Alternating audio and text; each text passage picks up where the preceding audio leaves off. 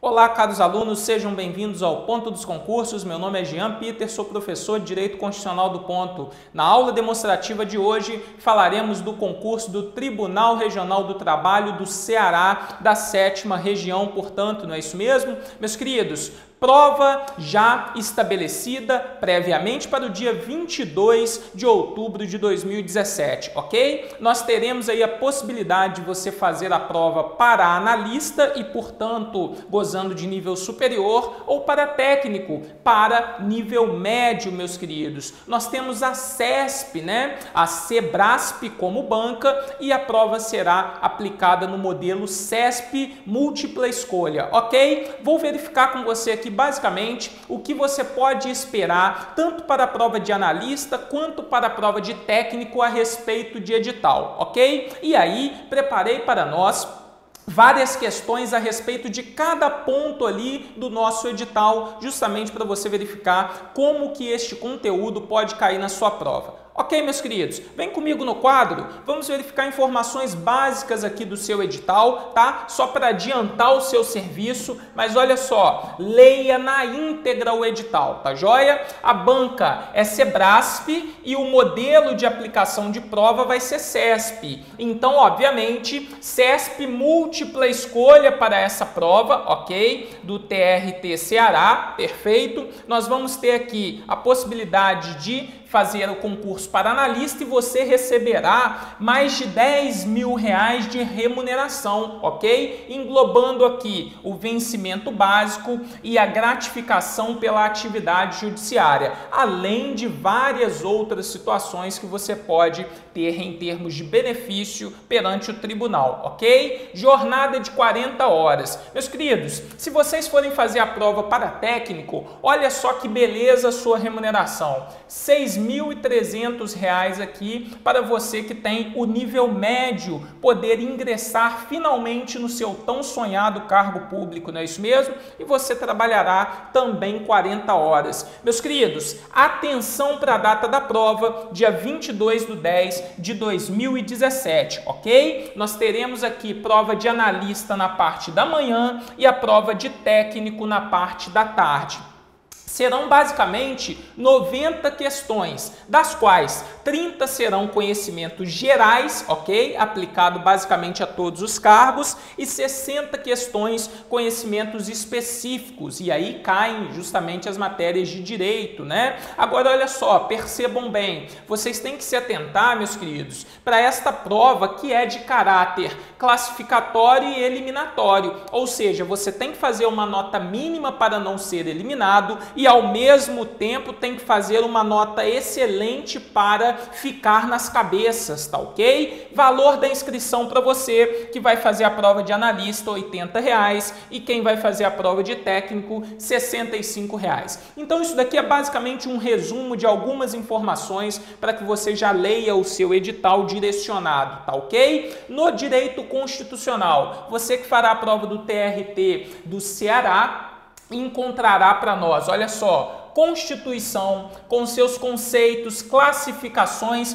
e os princípios fundamentais da República, previstos ali do artigo 1º ao artigo 4º, tem bastante macetinho aqui, tema bastante relevante na nossa prova, e vocês verão que a CESP cobra questões a respeito de princípios fundamentais, tá ok? Item 2 do seu edital você encontrará direitos e garantias fundamentais, abarcando os individuais e coletivos, os sociais, os de nacionalidade, os direitos políticos e os partidos políticos. Portanto, este conteúdo te exige o conhecimento do artigo 5º ao artigo 17 da Constituição, ok? Quando você for passar para o item 3, você encontrará as normas atinentes à organização político-administrativa da República e veremos União, Estados, Distrito Federal, municípios e os territórios. Cuidado com territórios, que todas as bancas adoram cobrar território na prova, ok? E a administração pública no item 4, conhecimento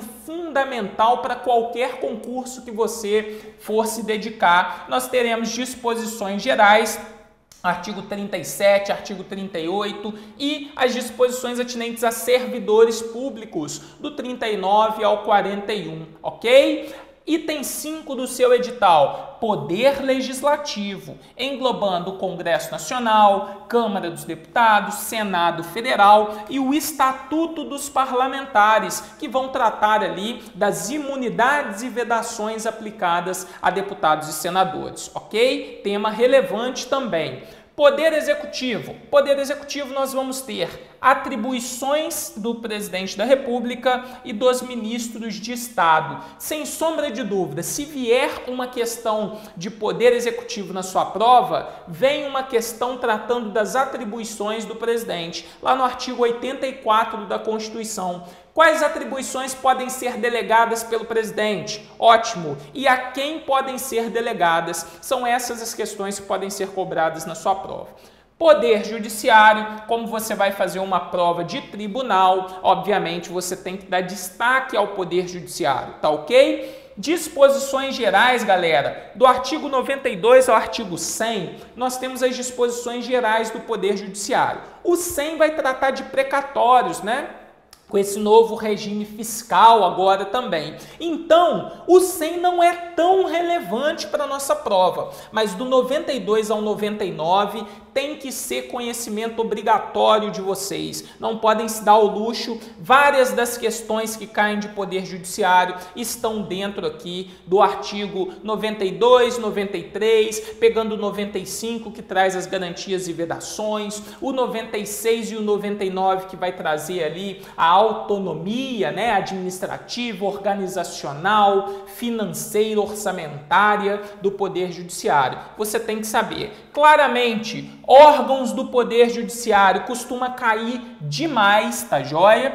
Principalmente no seu caso do concurso do Tribunal Regional do Trabalho. Você vai ter que saber competências do Supremo Tribunal Federal, competências do Superior Tribunal de Justiça e principalmente ali, Justiça do Trabalho, ok? Principalmente as disposições do artigo 114 da Constituição, beleza? E é bom que saiba também da Justiça Federal, tá joia? Perceba que o seu edital traz um destaque para o Conselho Nacional de Justiça. É o que nós chamamos de corno nunca julga, CNJ, Conselho Nacional de Justiça na sua composição e competência. Meus queridos, destaque para Poder Judiciário, tá? Principalmente, anote aí já no seu caderno, órgãos do Poder Judiciário, Supremo Tribunal Federal, STJ, Tribunais e Juízes do Trabalho e Justiça Federal, ok? Principalmente as competências do 109, tem grande chance de vir na sua prova. E claramente você vai estudar Conselho Nacional de Justiça. Você tem que estudar o Conselho Nacional de Justiça no 103B da sua Constituição, beleza? E nas funções essenciais da Justiça, nós teremos Ministério Público, Advocacia e Defensoria Pública. Meus queridos, quando cai aqui uma questão de funções essenciais, ou normalmente traz uma questão de Ministério Público, principalmente da sua composição, dos seus princípios institucionais, das garantias dos membros do Ministério Público, ok? E as atribuições funcionais lá no artigo 129. Ou então vai cair uma questão comparando aqui Ministério Público com Defensoria, com Advocacia. Tá ok? Beleza? Esse é mais ou menos o scanner do seu edital. Mas eu não quero que você perca tempo com isso agora. Vamos enfrentar as questões que a CESP traz para você a respeito de cada ponto desse aqui que vai estar esperando você no seu edital. Beleza? Vem comigo na primeira questão então, meus queridos. Vamos aproveitar para fazer uma revisão geral do conteúdo de constitucional que pode vir na sua prova. Beleza? Olha o que fala a questão número 1, meus queridos. Assinale a opção que apresenta um dos fundamentos da República Federativa do Brasil, previstos expressamente na Constituição Federal de 1988. Olha só, quando você fala em fundamentos, você está tratando do artigo 1º, você está tratando do artigo 1º da Constituição Federal. O artigo 1º vai trazer os fundamentos da República e grave aí no seu caderno como que você identifica os fundamentos com a expressão Socidivaplu. Socidivaplu é a expressão que você vai utilizar para gravar todos os fundamentos da República Federativa do Brasil, tá joia? Anote aí, olha só, soberania, cidadania, dignidade da pessoa humana, valores sociais do trabalho da livre iniciativa e o pluralismo político, ok? Nós temos aqui todos os fundamentos da República. Portanto, marque a alternativa que apresenta um dos fundamentos. Os valores sociais do trabalho da livre iniciativa é um fundamento da República? Olha aqui, ó. É um fundamento da República. Portanto, nós temos a letra A como gabarito. Tá joia? Beleza? Perceba bem, aqui na letra B, autodeterminação dos povos, nós teremos um princípio de relacionamento internacional do Brasil. Igualdade entre os estados também seria um princípio de relacionamento. Erradicação da pobreza seria um objetivo fundamental da República e solução pacífica dos conflitos seria aqui um princípio de relacionamento internacional. Tá joia? Então você já grava qual é o macete que você utilizará para saber os fundamentos. Jean, e se eu quisesse saber os objetivos fundamentais? Já vou te dar essa dica aqui, hein? Objetivos fundamentais no artigo 3º da sua Constituição. Anota aí para mim a expressão CONGAERPRO.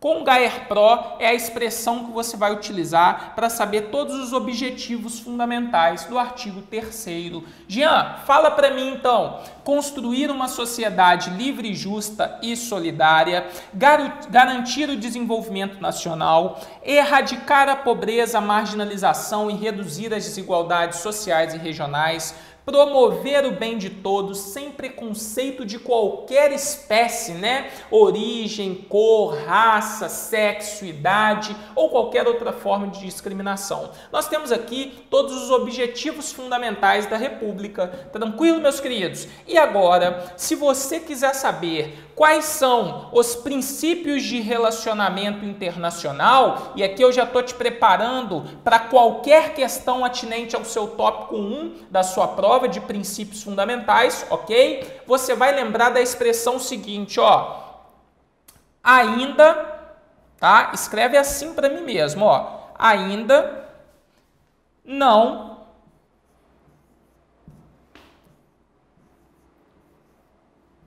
comprei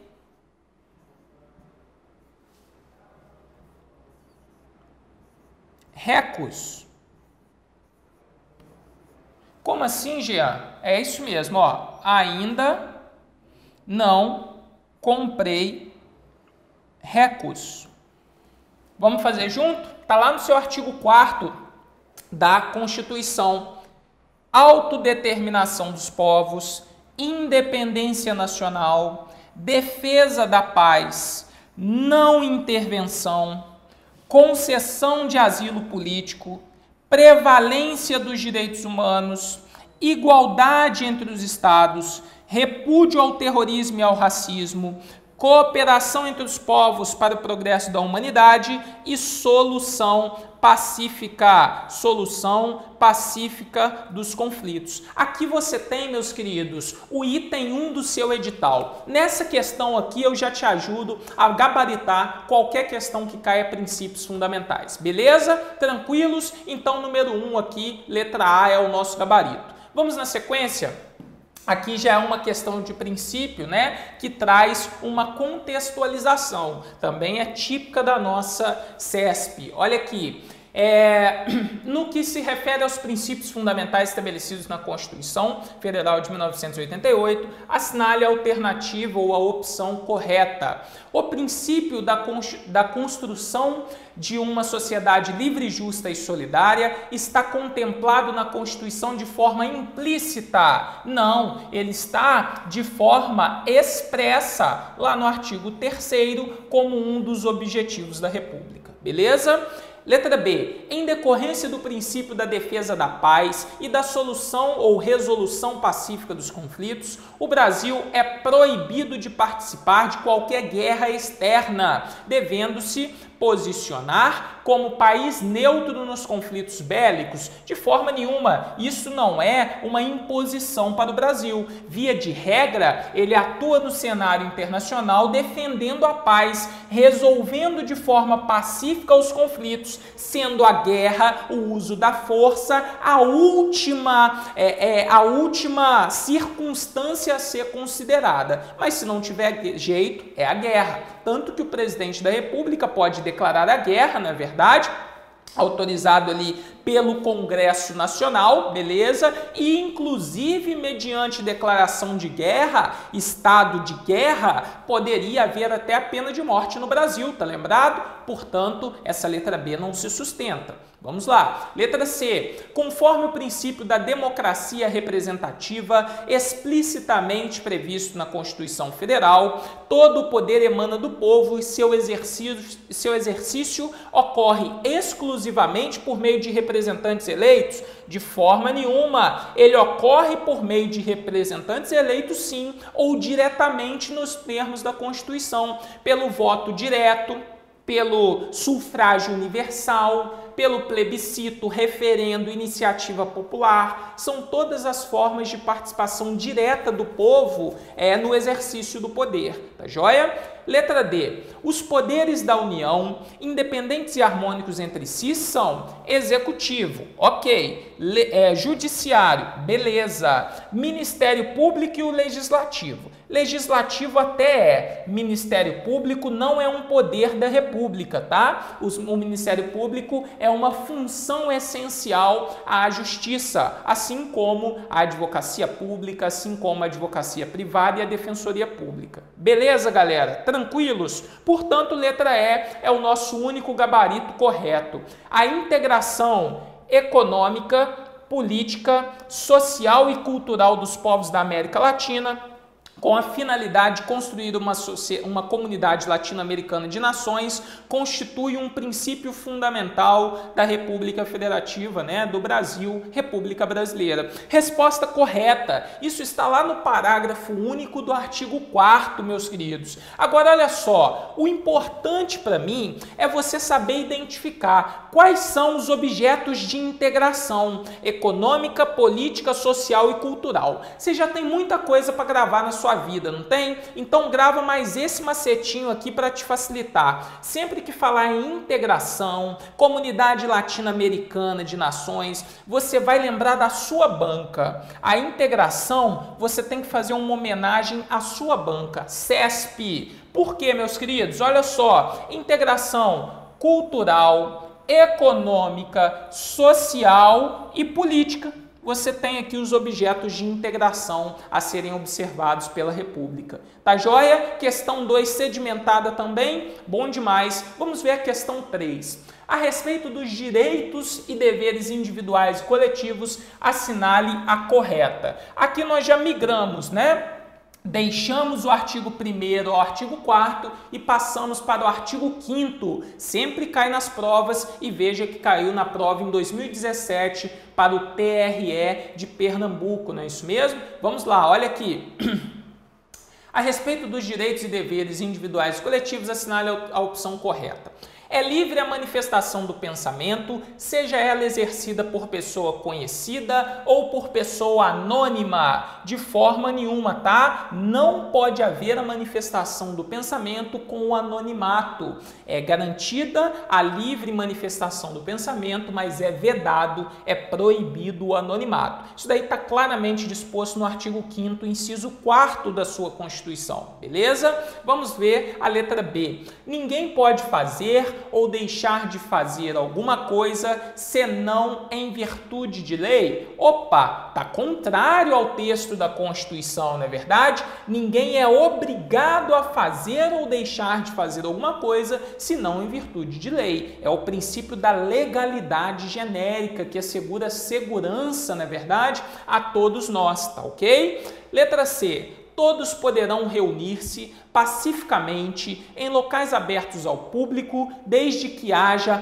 prévia autorização do poder público, meus amigos. O direito de reunião, nas palavras do professor Marcelo Novellino, é um direito individual de exercício coletivo, que independe de autorização do poder público, tá joia? O que nós precisamos é de previamente avisar o poder público para que garanta a segurança da manifestação, garanta a segurança do trânsito ao redor da manifestação, tá ok? Mas autorização prévia não é exigida para o exercício do direito de reunião. Independe da autorização do poder público, tá ok? Letra D. É plena liberdade de associação para fins lícitos, inclusa, né, a de caráter paramilitar. Peraí, né? Vedada qualquer forma de associação que tenha caráter paramilitar, estilo Farc, né? Forças Armadas da Colômbia, não pode haver aqui no Brasil, tá joia? É garantida a plena liberdade para fins lícitos e é vedada a de caráter paramilitar, tá ok? E a letra E me parece ser a única alternativa correta. A expressão de atividade artística é livre, não estando sujeita a censura ou licença. Perfeito. Letra E é o nosso gabarito, de acordo com as liberdades individuais, ok? Questão 4, vamos verificar agora o que traz para nós. No que se refere aos direitos sociais, aqui já estamos tratando do artigo 6º até o artigo 11º, tá joia? Assinale a alternativa ou a opção correta. É garantida a criação de mais de uma organização sindical em qualquer grau representativa de categoria profissional ou econômica na mesma base territorial? Não é garantida, é vedada, tá joia? É proibido. Aqui nós temos um princípio muito conhecido como da unicidade sindical. Na mesma base territorial, só pode haver um sindicato representativo da categoria. E vale lembrar que a base territorial mínima aqui é a área de um município. Ok? Beleza? Tranquilo, então. Letra A está equivocada. Letra B. O aposentado filiado não terá direito a votar e ser votado nas organizações sindicais? Não muda tudo na vida, né? Na verdade, o aposentado que seja filiado terá o direito de votar e ser votado nas organizações sindicais. Tá joia? Tá lá previsto no artigo 8º da nossa Constituição. O lazer é um direito social expressamente consagrado no texto da Constituição ou no texto constitucional? Sim, letra C é o nosso gabarito correto. E aqui, meus queridos, eu chamo vocês para o artigo 6º da Constituição. Ele sempre cai em prova, tá? Anotem aí, por favor, quais são os direitos sociais expressamente previstos na Constituição, no artigo 6º. E olha só, esses direitos ali previstos, eles não estão inseridos em um rol taxativo, ok? O rol desses direitos é meramente exemplificativo, mas você tem que saber quais são expressamente previstos. E aí eu vou começar com você com o transporte.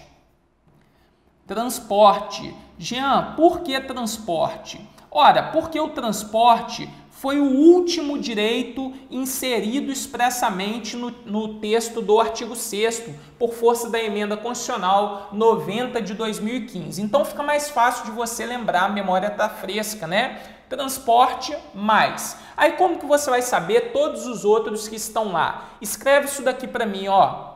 Transporte mais. Temos lápis,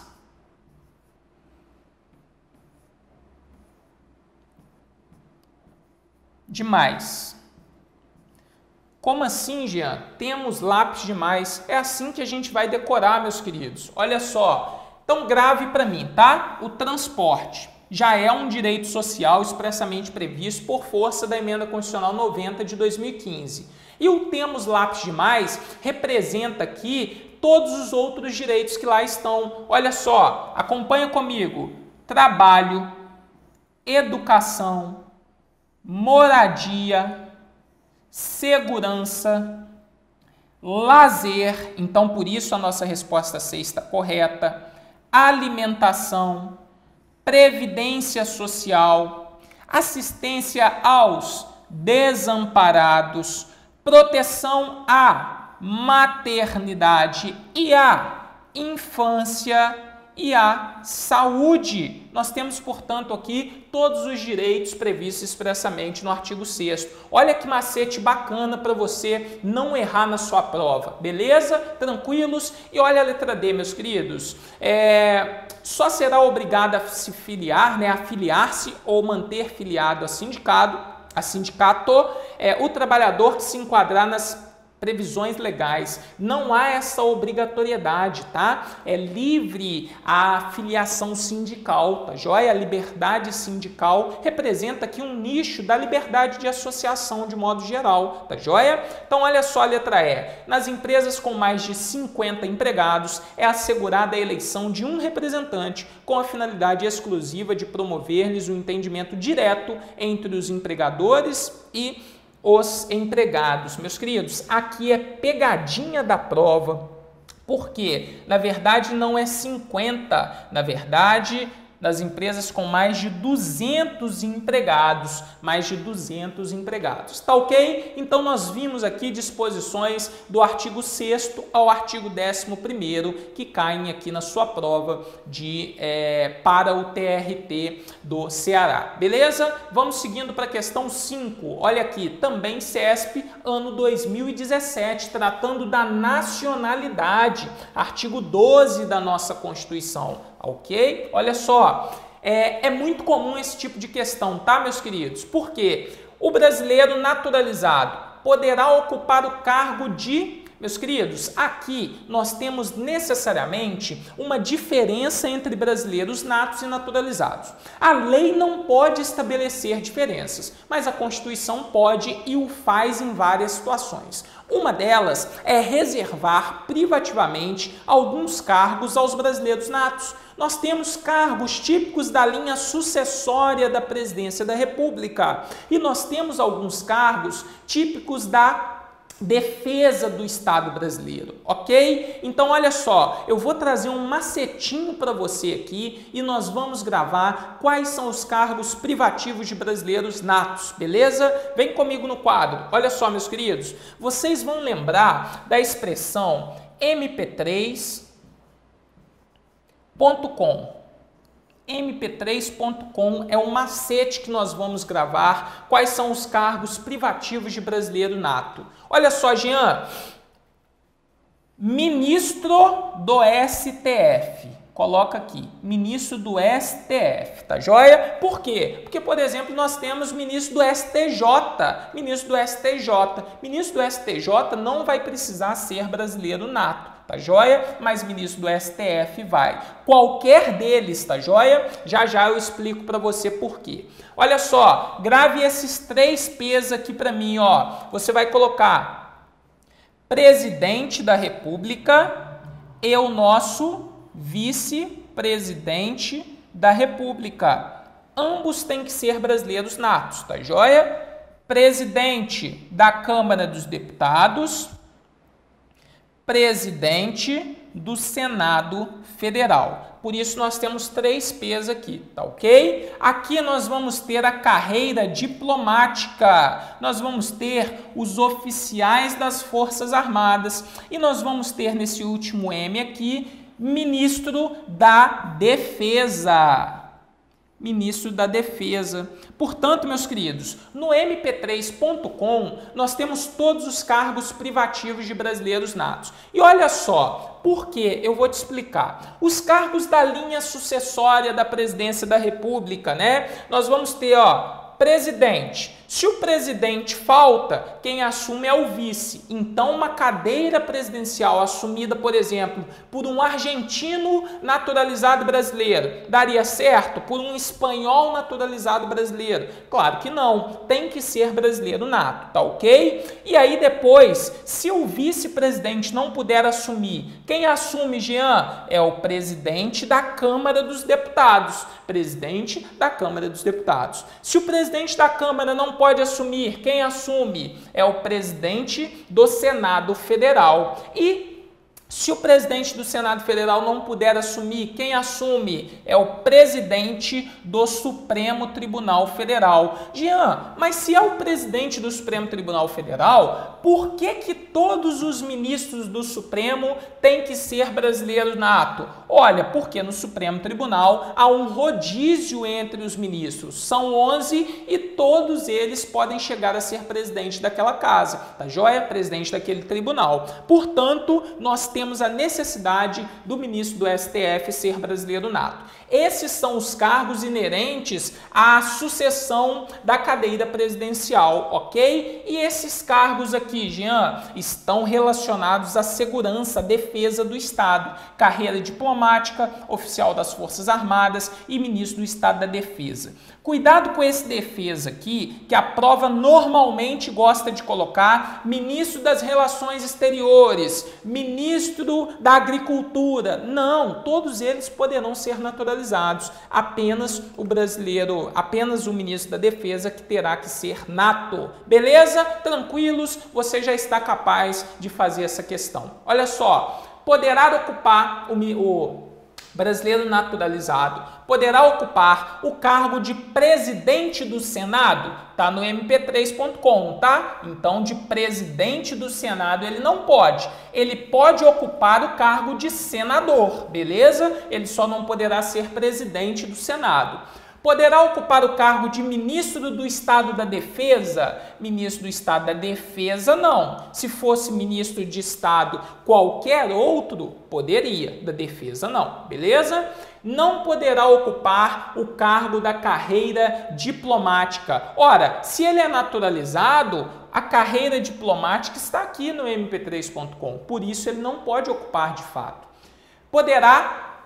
melhor dizendo, perderá a nacionalidade brasileira no caso de reconhecimento de nacionalidade originária pela lei estrangeira. Meus queridos, aqui neste caso não é aplicado ao brasileiro naturalizado, tá joia? Neste caso não é aplicado ao brasileiro naturalizado. E ainda assim, ao brasileiro nato, se requerer a nacionalidade de outro país e este país reconhecer a nacionalidade brasileira originária, ele não perde a nacionalidade. Como aqui estamos tratando de naturalizado, essa situação sequer seria aplicada, tá ok? Poderá ocupar o cargo de ministro do Supremo Tribunal Federal? Olha, do Supremo Tribunal não, mas se fosse, por exemplo, o STJ, poderia. Beleza? Vamos na sequência, questão 6. Acerca dos direitos políticos, assinale a opção correta. Aqui nós temos: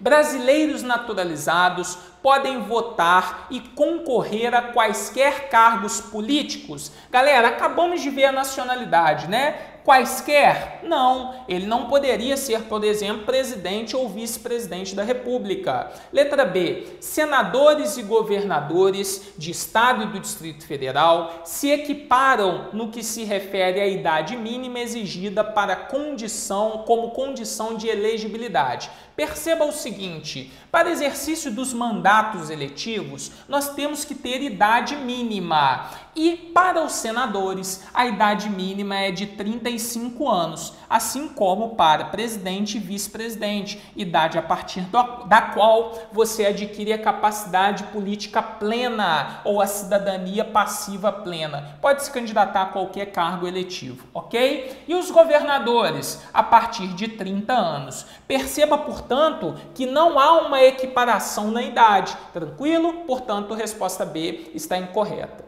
O voto é obrigatório, né? Ou melhor dizendo, o voto obrigatório para os maiores de 18 anos de idade, é facultativo para aqueles cujos direitos políticos tenham sido suspensos em decorrência de condenação criminal transitada em julgado. Meus queridos, se a pessoa está com os direitos políticos suspensos, obviamente ela não vai votar, tranquilo? Portanto, o voto não seria facultativo, ela estaria impedida de votar, beleza? Letra D. O voto é obrigatório para os analfabetos maiores de 18 anos de idade. De forma nenhuma, tá? Analfabeto, independentemente da idade, não é obrigado a votar, ok? O voto para o analfabeto é facultativo. E vou ressaltar mais com você. O analfabeto não pode se candidatar a nenhum cargo eletivo. Ele pode votar, mas ser votado não. Por isso a letra E está correta. Tranquilos? Beleza? Fácil, né? Vamos passar para a 7. A 7 vai tratar para nós dos partidos políticos, lá do artigo 17 da sua Constituição. Olha só, é vedado é proibido, né? Aos partidos políticos o recebimento de recursos financeiros de entidade ou governo estrangeiro. Olha, beleza, tá pedindo a correta? Resposta letra A, partido político jamais poderá receber recursos financeiros de entidade ou governo estrangeiro, beleza? Pelo menos em frente à nossa Constituição, na sua integralidade, na sua redação atual, beleza? Vamos lá, questão letra B. Os partidos políticos adquirem personalidade jurídica com registro no Tribunal Superior Eleitoral? Não, meus amigos. O registro no Tribunal Superior Eleitoral é meramente para que seja verificado se o partido político cumpre com a legalidade exigida. Tá joia? Agora, e obviamente, né, a partir do registro, ele vai ter acesso à rádio, televisão, fundo partidário, tudo isso. A personalidade jurídica dos partidos políticos é adquirida na forma da lei civil, tá joia? Ou seja, com o registro dos seus estatutos perante o cartório de pessoas jurídicas. A ressalva dos partidos políticos é que tem que ser perante o cartório de pessoas jurídicas da capital, beleza?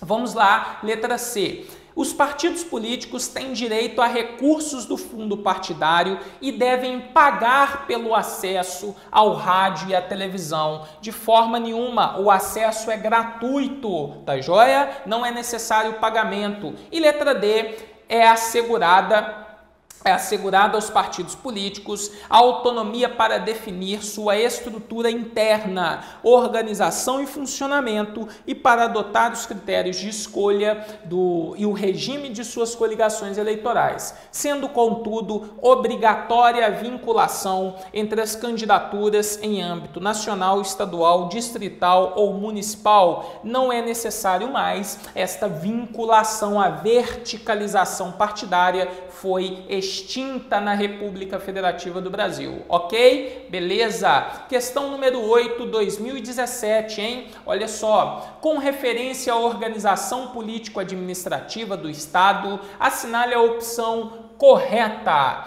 De acordo com a Constituição Federal, o Distrito Federal, unidade federada indivisível em município, é a capital federal do país. Meus amigos, o DF é capital federal? Não, né? A capital federal é Brasília, tá joia? Capital federal é Brasília, beleza? Vamos lá, letra B. Os municípios são subordinados administrativamente aos estados em que estiverem localizados. Meus queridos, percebam bem, nós vivemos numa federação. A federação tem como marca característica a atribuição ou resguardo da soberania ao país Brasil, República Federativa do Brasil, e a autonomia para os entes federados. Quais são os entes federados na República? União, estados, Distrito Federal e municípios. Todos eles gozam de autonomia de se auto-organizar, né? Auto-organização, autonomia para definir ali eleição dos seus representantes, portanto, autogoverno, autonomia para criar a sua legislação, ok? E autonomia administrativa para gerir os seus próprios interesses. Não há hierarquia ou subordinação entre municípios e estados, entre estados e a União Federal, tá joia? Todos eles são autônomos e vivem em um pacto federativo. Tranquilos? Vem comigo no quadro, vamos marcar a resposta correta. Então, do ponto de vista político-administrativo, os estados federados são subordinados à União, já vimos que não, na verdade, e letra D, é permitida à União, mas vedado aos estados recusar fé a documentos públicos de forma nenhuma. A União não pode recusar fé aos documentos públicos. E letra E, é vedado a todos os entes da federação estabelecer cultos religiosos. Sim, é uma vedação expressa contida no artigo 19, ok? Entretanto, sabemos que pode haver a colaboração de interesse público entre um ente federado e instituição religiosa. Por exemplo, para recuperar presos que estão ali privados da sua liberdade no cárcere, tá ok? Questão 9. A respeito das competências dos entes federados, assinale a alternativa correta. Isso cai com frequência, tá, meus queridos? Qual é a competência da União? Qual é a competência dos estados, do Distrito Federal, dos municípios? Isso sempre está nas provas. Olha só a letra A. Inexistindo lei federal sobre normas gerais, os estados exercerão a competência legislativa residual para atender às suas peculiaridades. Meus amigos, na inexistência de uma lei geral da União Federal, aqui nós estamos falando, por exemplo, de competência concorrente. Competência concorrente está no artigo 24 da Constituição. Pela competência concorrente, a União legisla sobre normas gerais, enquanto os estados vão legislar sobre normas específicas. Ok? Específicas. Beleza. Havendo ausência de lei geral da União, os estados exercem a competência legislativa plena, tá joia? Até que surge uma lei geral da União. A partir do momento em que ela surgir, aquilo que seja contrário editado pelos estados fica com a eficácia suspensa, ok? Beleza? Vamos ver a letra B. A eficácia da lei estadual vigente não será suspensa em hipótese de superveniência de lei federal sobre normas gerais, mesmo que a lei federal traga disposições contrárias à lei estadual. Então, portanto, pelo que eu acabei de falar com vocês, ela sim ficará suspensa, tá joia? Porque prevalece a norma geral da União sobre aquele ponto em confronto com a legislação estadual. Letra C. Compete privativamente à União zelar pela guarda da Constituição, das leis e das instituições democráticas. Quando a gente fala em zelar, no nosso curso a gente vai verificar que essa é uma competência administrativa. E se ela é uma competência administrativa, ela, portanto, vem sempre por verbo. Sendo assim, ela ou vai ser exclusiva ou ela vai ser comum, exclusiva, ou ela vai ser comum. Portanto, é um macetinho que a gente vê na aula que uma competência administrativa jamais pode ser privativa, tá joia? Ou ela vai ser exclusiva daquele ente, ou ela vai ser comum daquele ente com outros entes, tá joia? Então, a letra C está equivocada.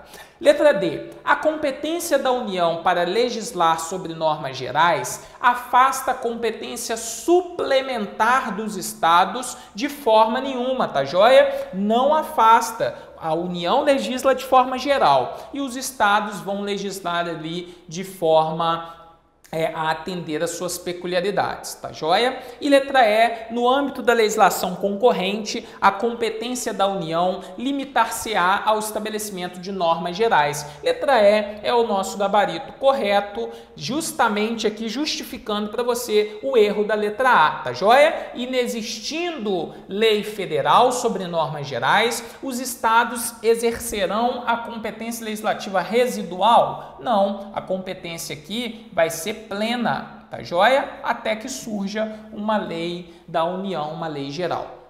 Questão número 10. Com base no que dispõe a Constituição Federal sobre os servidores públicos, assinale a alternativa correta. As funções de confiança devem ser exercidas exclusivamente por servidores ocupantes de cargo efetivo na administração? Perfeito, letra A é o nosso gabarito correto, ok? Vamos lá, funções de confiança exclusivamente por servidor titular de cargo efetivo. Cargos em comissão. Parte, um percentual mínimo, vai ser exercido por servidor da carreira e parte pode ser distribuído para pessoas que não sejam servidores públicos, tá joia? Letra B, a investidura em cargo público depende de aprovação prévia em concurso público, cujo prazo de validade previsto em lei é de 2 anos, admitidas sucessivas prorrogações pelo mesmo período. Gente, aqui tá tudo errado, né? O cargo público, primeiro, ele pode ser ou de provimento efetivo ou em comissão. Se for em comissão, não vai depender de concurso público, tá joia? Então, não são todos os cargos que são providos por meio de concurso. O prazo de validade do concurso, né? O prazo de validade, ele vai estar previsto no edital, tá joia? O prazo de validade vai estar previsto no edital. E via de regra, ele pode ser de até 2 anos e não de 2 anos fixos. E a prorrogação é admitida por uma única vez, por igual período, tá ok? Então, a letra B está completamente errada. Você conseguiria encontrar pelo menos um erro aí, eu tenho certeza.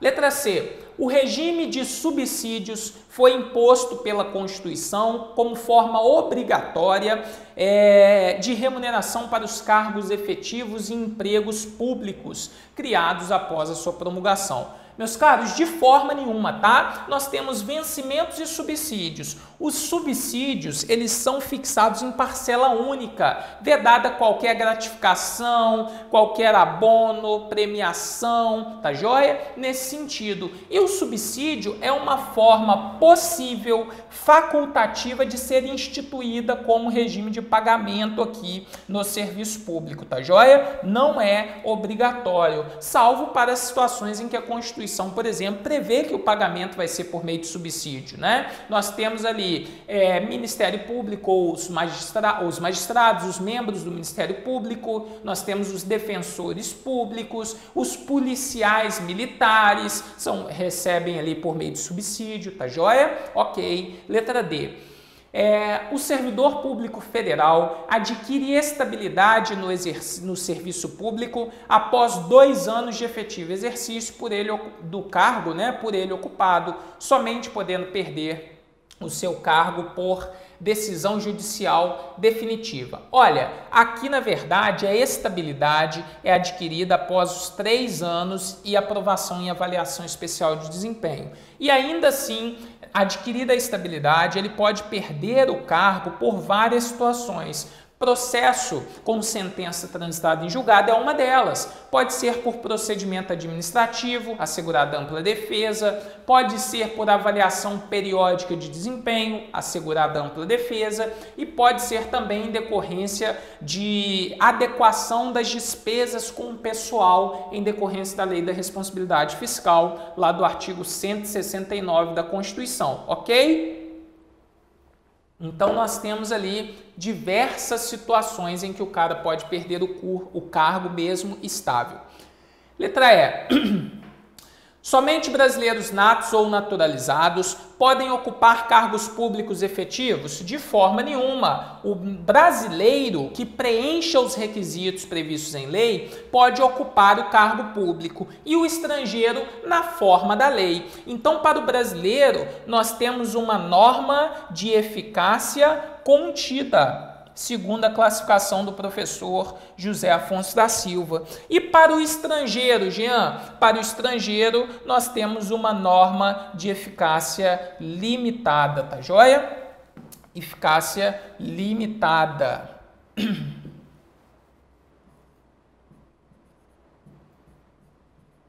Ok, beleza? Tranquilo, vamos lá. Questão 11. A respeito do poder legislativo, assinale a opção correta. O mandato do senador é de 4 anos. Meus amigos, veremos no nosso curso regular que o mandato do senador é a exceção, ele é de 8 anos e de 4 em 4 anos a gente renova o Senado. Ora, cada estado e o Distrito Federal tem a possibilidade de eleger 3 senadores com 2 suplentes cada, beleza? Então, nós temos que passados 4 anos da eleição, nós renovaremos 1/3 das cadeiras do Senado, ou seja, cada estado renovará um senador, ok? E passados mais 4 anos, renovaremos 2/3 do Senado, ou seja, cada estado renovará 2 senadores, beleza? Esta aqui é a dinâmica dos mandatos do senador. B. O quórum de votação de proposta em cada Casa do Congresso Nacional e em cada uma das suas comissões é de maioria simples dos votos, ou seja, maioria relativa, né? Ao passo que o quórum de instalação das sessões ou quórum de presença, também leia dessa forma, é de maioria absoluta de seus membros. Beleza, letra B é o nosso gabarito correto, ok? Para votar via de regra, eu preciso ter ali de aprovação maioria relativa, maioria simples. Para instalar a sessão, para iniciar a sessão em decorrência da presença, eu preciso de maioria absoluta. E ó, macete para você, tá? Maioria absoluta é igual ao primeiro número inteiro superior à metade dos membros. Não repita aquele erro que muito concurseiro repete. Maioria absoluta é a metade mais 1. Claro que não, tá joia? Maioria absoluta é o primeiro número inteiro superior à metade. Ou seja, exemplo, Senado Federal, que contém 81 senadores, qual que é a maioria absoluta? Primeiro número inteiro superior à metade. Metade de 81 é 40,5. Você, portanto, terá uma maioria absoluta no Senado se alcançar o número de 41 senadores. Beleza? Tranquilos? Vamos lá, letra C. Compete ao Senado autorizar por 2/3 de seus membros a instauração de processo contra o presidente e o vice da República? Não, é uma competência da Câmara dos Deputados, tá? Câmara dos Deputados. Compete privativamente à Câmara dos Deputados processar e julgar o presidente e o vice-presidente da República em casos de crime de responsabilidade. Os crimes de responsabilidade, vocês viram no caso da nossa presidente Dilma Rousseff, eles são julgados pelo Senado Federal, ok? E letra E. É vedado ao Poder Legislativo exercer funções de administrar e julgar sob pena de violação da separação dos poderes? De forma nenhuma. Grave isso daqui para mim, ó. O Poder Legislativo exerce 2 tipos de funções. Funções típicas, que são 2 basicamente: legislar, ok? E fiscalizar. Perfeito. E o Poder Legislativo também exerce 2 funções atípicas: administrar e julgar. São as funções atípicas. Ok? Funções atípicas. Perfeito. Funções atípicas. Está escrito tudo aqui, menos atípicas, né? Mas dá para a gente entender. Galera, função atípica de administrar, fazer concurso. Função atípica de julgar o presidente da República nos casos de crime de responsabilidade, função do Senado Federal. Beleza? Tranquilos? Questão 12. Em relação às atribuições e responsabilidades do presidente da República, assinale a opção correta.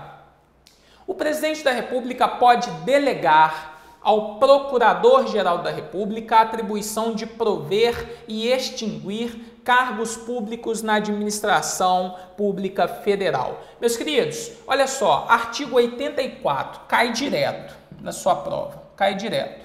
O que você precisa saber aqui? Quais são as competências delegáveis do presidente da República? E aí você vai marcar para mim o seguinte, artigo 84, incisos 6, 12 e 25, primeira parte. Anota aí no seu material. Olha só. Dispor mediante decreto organização e funcionamento da administração pública federal, quando não implicar aumento de despesa, criação ou extinção de órgão público, beleza? O presidente da República pode tratar mediante decreto e pode, inclusive, delegar. Essa é uma possibilidade de decreto autônomo do presidente da República.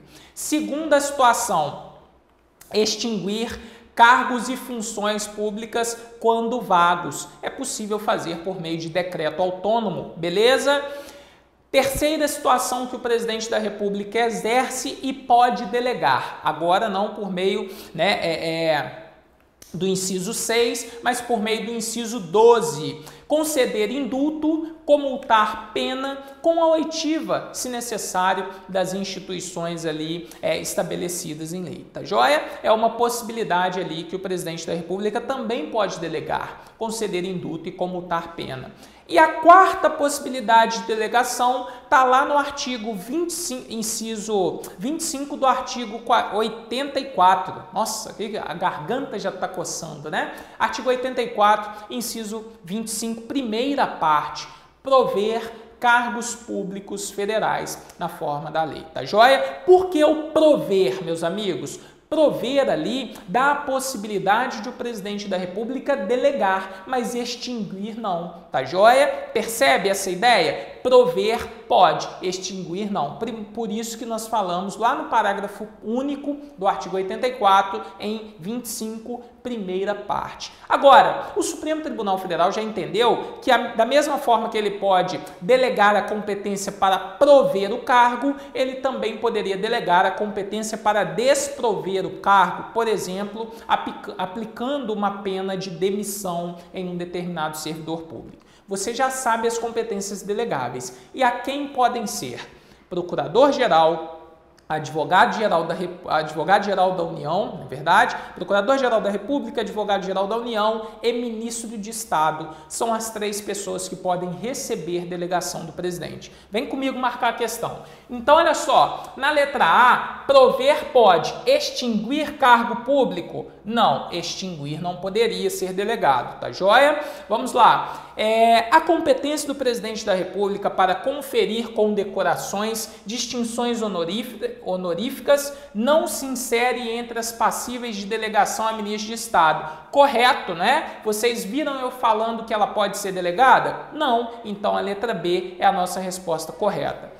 Letra C. Compete ao presidente da República, após aprovação prévia do Congresso Nacional, decretar estado de defesa e o estado de sítio. Perceba o seguinte, estado de sítio demanda autorização prévia. Agora, o estado de defesa não. O presidente da República decreta e depois submete, tá joia? Letra D. Ofenderia a Constituição decreto presidencial que tivesse por objeto a extinção de cargos públicos vagos, pois trata-se de matéria de reserva legal. Não ofende, porque nós vemos que há a possibilidade do decreto autônomo do presidente da República, não é verdade? Decreto autônomo do presidente da República, conforme 84, inciso 6, a linha A.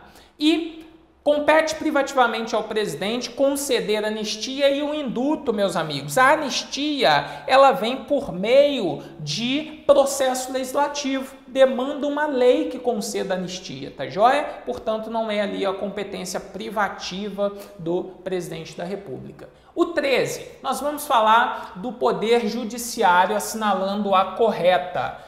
Os ministros do Supremo Tribunal Federal são nomeados pelo presidente da República após a aprovação do Congresso Nacional, aprovação do Senado Federal, competência do Senado. É permitido aos servidores do Poder Judiciário cumprir atos de expediente, sendo vedado realizar atos administrativos? Não, eles realizam atos administrativos na estrutura, sim. O Conselho Nacional de Justiça é órgão do Poder Executivo, embora atue como instância correicional do Poder Judiciário. Não, ele é um órgão do Poder Judiciário. Está lá no artigo 92 da nossa Constituição, tá joia? 92, Conselho Nacional de Justiça. Ele não exerce jurisdição, mas é um órgão do Poder Judiciário. São garantias da magistratura a inamovibilidade, a irredutibilidade e a vitaliciedade são garantias da magistratura, letra D é o nosso gabarito. E Tribunal de Contas da União é órgão superior do Poder Judiciário? De forma nenhuma. O Tribunal de Contas da União não pertence à estrutura dos poderes, tá joia? Nem legislativo, nem executivo e nem o judiciário. 14. Acerca das funções essenciais da Justiça, assinale a opção correta. Incumbe ao Ministério Público, entre outras importantes delegações constitucionais, a defesa do regime democrático e dos interesses sociais indisponíveis. Beleza, letra A é o nosso gabarito correto, é uma das funções do Ministério Público, tá ok? Letra B, o advogado-geral da União é chefe da AGU, é eleito entre seus pares ou pelos seus pares para um mandato de 2 anos não renováveis. Não, o advogado-geral da União, ele é escolhido pelo presidente da República, tá joia? Incumbe ao Ministério Público, por delegação constitucional, representar a União judicial e extrajudicialmente, defendendo o Estado e a sociedade? De forma nenhuma, tá? O Ministério Público não representa a União, quem o faz é a Advocacia Geral da União. Em execução de dívida ativa de natureza tributária, a União é representada pela Advocacia Geral? Não, ela é representada pela Procuradoria Geral da Fazenda Nacional, tá joia? Procuradoria Geral da Fazenda Nacional. E letra E. Embora elabore sua proposta orçamentária, o Ministério Público não goza de autonomia funcional e administrativa, estando vinculado às instâncias formais do Poder Judiciário. De forma nenhuma, toda errada. O Ministério Público tem autonomia funcional, orçamentária, administrativa e não está vinculado a nenhum dos poderes da República, tá ok? Nós temos, portanto, aí gabaritos na tela. Foi um grande prazer estar com vocês aqui nessa aula demonstrativa. Perceba que a minha intenção, nessa 1 hora do seu tempo, foi te mostrar como cada tópico do seu edital pode cair na sua prova, ok? Eu estou preparando um material aqui para nós fazermos uma atividade, um confronto direto com o edital proposto aí pela sua banca, beleza, meus amigos? Para que nós possamos mandar muito bem na prova de Direito Constitucional. Portanto, espero que você tenha gostado do vídeo. Se gostou, compartilha, dá um joinha aí no YouTube, ok? Acesse a página do Ponto, lá estão disponíveis tanto o material isolado, a matéria de Direito Constitucional isolada, quanto o conteúdo geral que você pode esperar aí de todas as matérias do seu concurso em um pacote, beleza? Um grande abraço. Fiquem com Deus e até a nossa próxima aula, galera. Valeu!